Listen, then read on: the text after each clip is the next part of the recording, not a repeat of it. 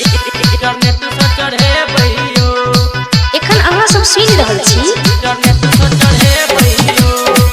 RJ music कमलावर पट्टी की प्रस्तुति। आप सुन रहे हैं डीजे उमेश सुखीपुर।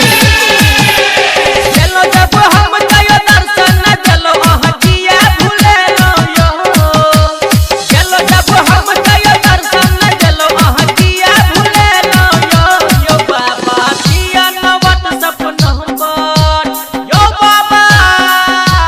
बाबा दिया न मोबाइल नंबर जल इंटरनेट से चढ़े भइयो यो बाबा दिया न मोबाइल नंबर जल इंटरनेट से चढ़े भइयो इंटरनेट से चढ़े भइयो आप सुन रहे हैं डीजे उमेश सुखीपुर। ऑनलाइन जुड़ल रहब ई मसक हरब कहलियो जखने खोलबै डाटा आ तरहाले पै हम जलियो तरहाले पै हम जलियो ऑनलाइन जुड़ल रहब ई मसक हरब कहलियो जखने खोलबै डाटा आ तरहाले पै हम जलियो जखने फोन के घंटी बाजत हमरा नया भूलेबै बाबा दिया नवत सपना पर यो बाबा दिया मैसेंजर नंबर जल इंटरनेट से चढ़े भइयो यो बाबा दिया न मोबाइल नंबर जल इंटरनेट से चढ़े भइयो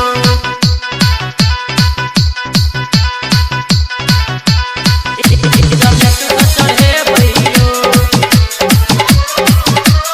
आप सुन रहे हैं DJ Umesh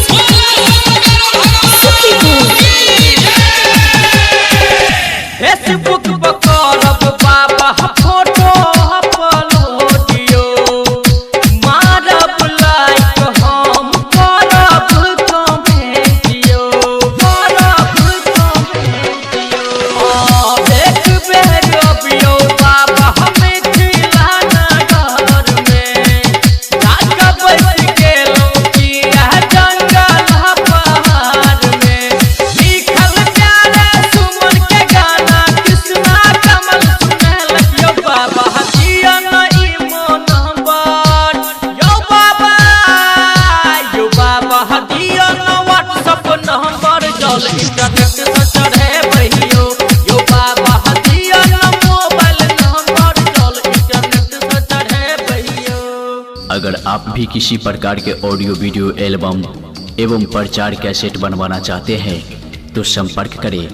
RJ music recording studio